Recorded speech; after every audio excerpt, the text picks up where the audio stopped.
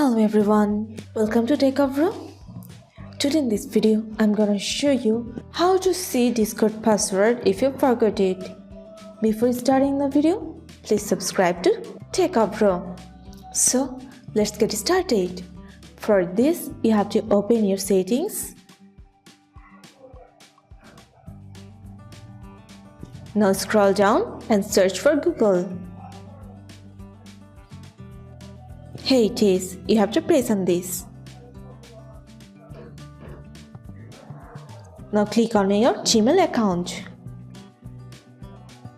Now press on manage your Google account. Now go to security.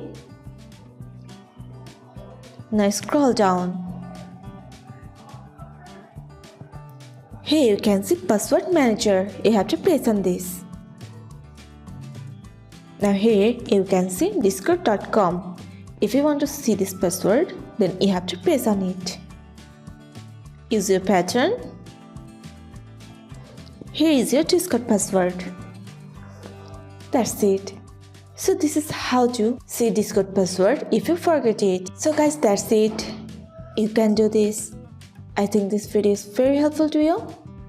If it was, then give a thumbs up and hit the subscribe button. And thanks for watching.